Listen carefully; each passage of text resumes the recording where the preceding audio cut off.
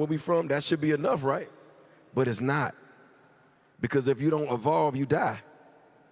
It just worked like that. If you don't evolve, you come from the game we come from. Look at all the people, the great Nipsey Hussles, all these guys that them lost their lives trying to stand in the same place. You know what I'm saying? It's just like, you got to keep moving. Even in business, you got to keep moving. You cannot become content. If you become content, your ass becomes a has-been. I'm gonna tell you right now. So when I got I dropped the young, right? Now I'm just Jeezy. But I'm still growing, I'm still evolving, I'm still self-teaching myself. I'm finding mentors, I'm finding relationships. I'm doing all the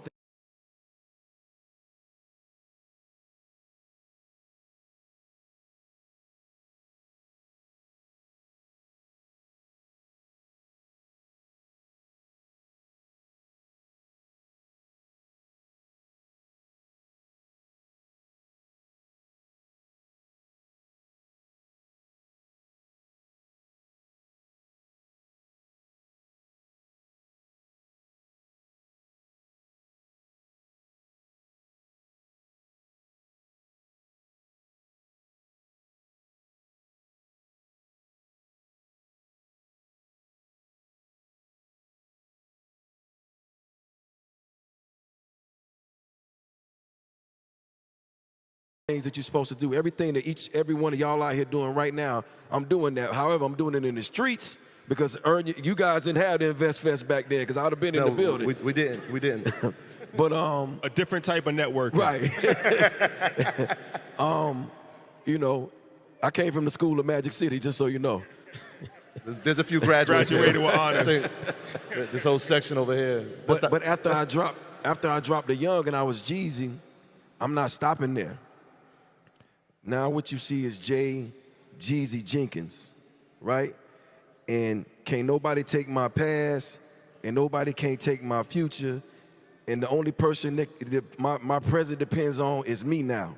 You cannot box me in. You can't tell me I'm a rapper. You can't tell me I'm a street nigga. You can't tell me none of that. You have to address me as such. And by the way, New York Times best-selling author while we at it. Add it to the list. Make some noise for that. Add it to the list. While we at it. While we at it. You brought up mentors, and I want to take the title of the book, right? Adversity for Sale. At times in life, to get somewhere, you got to go through things, right? There's power in pain, there's power and purpose in the story. So who are these people that you're relying on as you're going through some of these adversities to now give back? Who's these people that I what? That you now rely on or were relying on as mentors during the time? Oh, man. Okay, so first of all, it was one point in my life that I didn't have. I say this now. One thing I learned about life is only quality people. If you're going to build a circle, you build a circle with only quality people. And right now, I love my friends because they push me. I love my team. I love everybody around me because we got the same goal in mind. Be the best version of ourselves and be better than we was yesterday, right? As far as mentors, you know, I don't like the name drop, but you can go through the gamut. But the difference is, I've come to a place in my life, I'm not mad if I'm not the smartest person in the room anymore. You feel what I'm saying? I'm cool with that. Actually, I don't want to be. You know, if you're the smartest person in the room, you're in the wrong room. I'm gonna tell you that right now. And once I understood that you can let your guard down and get this game and get this knowledge, because to me, this is what I want to separate. Like, a lot of people are entrepreneurs, and I've been that. So when you talk about this journey of elevating and evolving, I've did the entrepreneur. My box is checked. I'm cool on that. Right now, this moment in time, I'm a motherfucking vessel. I want to get all the information, all the data, all the resources, everything I can get, and I'm bringing that shit back to the culture every time. If I can't give it to them in albums, I'm going to give it to them in books. If I can't give it to them in books, I'm going to give it to them in shows.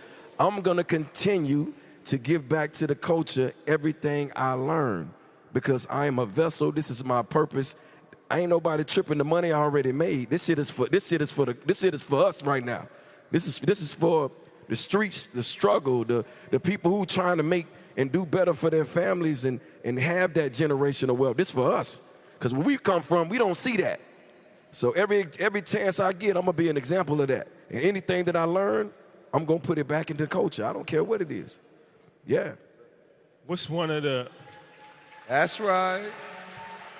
So let me follow up on that. What's one of the things that you learned that you've implemented?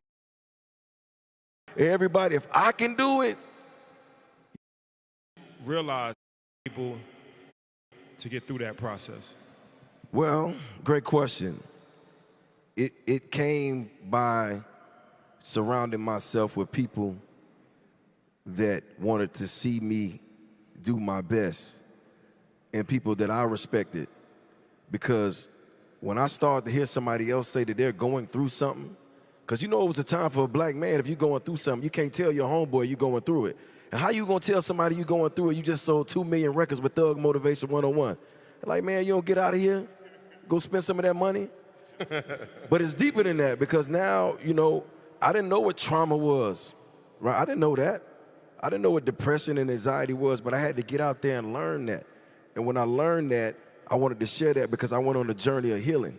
Because you know, you ain't never seen me in Atlanta, dog. You see me out move around the city, you couldn't even come say what's up to me, dog. It was a whole different guy. I swear to God, I see people now and they be like, yo, man, I be like, nah, bro, I'm different. I swear to God, I changed. Jeezy on some other shit. I'm Jeezy Jenkins now, bro, I promise. Don't say nothing to him. Right, it's all good. It's all good.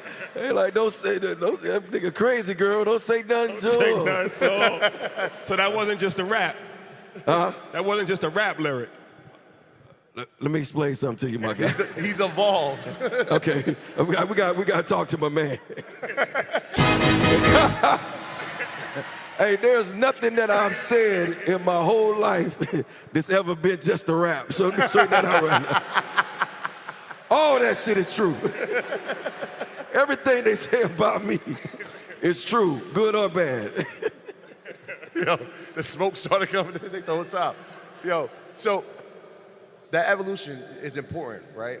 Because as you're growing, as you're from young Jeezy to now Jeezy Jenkins, in business, people have to see you as that. And I know you started a restaurant and it was doing great until people realized that's Jeezy's restaurant. Right. So talk about that experience and what you learned from it. And I want to straighten that up too, man. Like I don't mean that with no malice. I'm saying that if you guys are doing this convention, right? You don't want people that just feel like they know you, they could just come in here and walk in the doors for free. It's not gonna work, right? And for me, I love my people, but it's just like, you know, it's not a hangout spot. It's a place of business. Any of you guys own businesses out here, companies, restaurants, I mean, little shops? You know, we love our people, but you can't come here and congregate as if we at Magic City. It just don't work with, you know, my customers and my business. And that's all I was saying. Like, I love my people, but Atlanta's one of those cities where, you know, we all got love for each other and we want to support. I'm going to support anybody that I care about, but I'm not going to bring young Jeezy to your establishment is what I'm saying. Young Jeezy going to show up with 100 motherfuckers. Jeezy Jenkins coming with me plus 2. Dinner for 2. Right. So talk about the book. What's your inspiration, motivation in writing the book, and why was now the time for that? Great question. I feel like this. I've learned a lot in the last 7 years, and somebody gave me the book Think and Grow Rich, and it changed my life. It changed my life. Like it changed my life.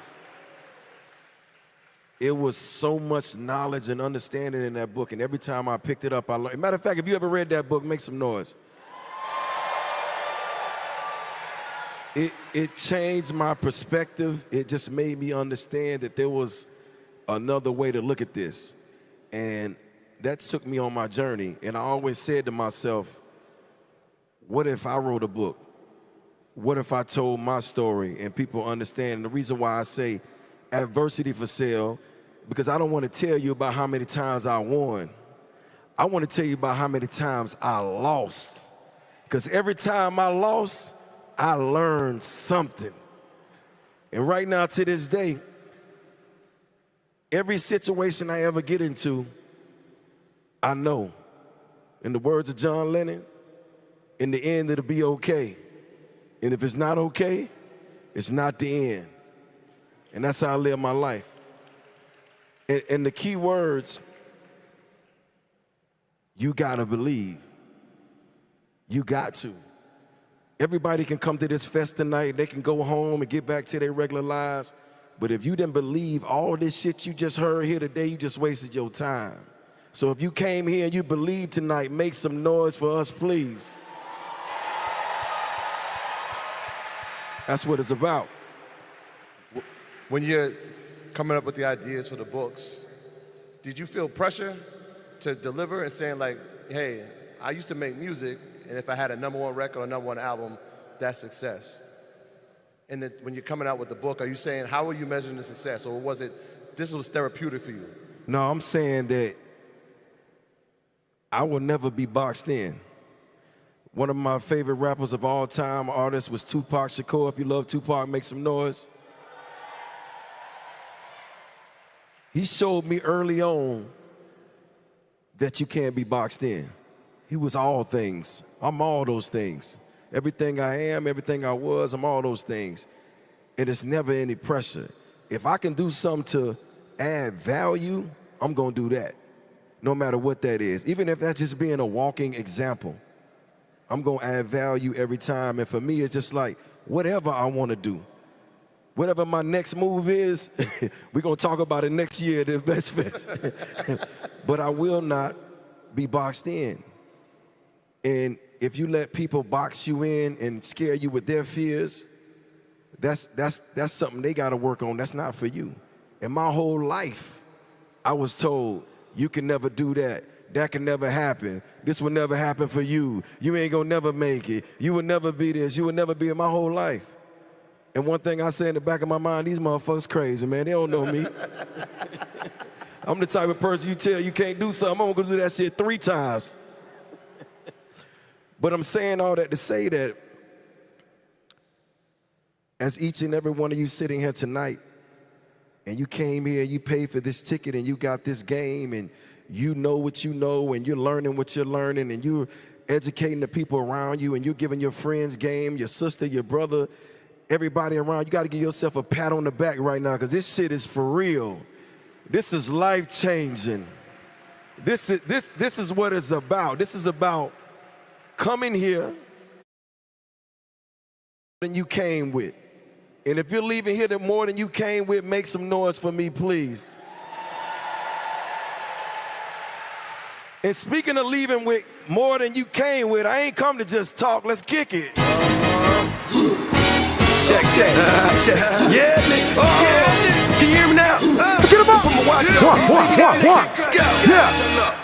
I'm in my cool whip, inside cello. Hop up out that pretty motherfucker like, hello, ladies, how you doing? That nigga crazy, girl, nothing to. They know. Got white, low, Rabu, say what? Hello, they know. I give a fuck about them haters. What's his name? Young Jizzle. Red wheels on the coupe, lifesaver. Hit the club with 20 bro.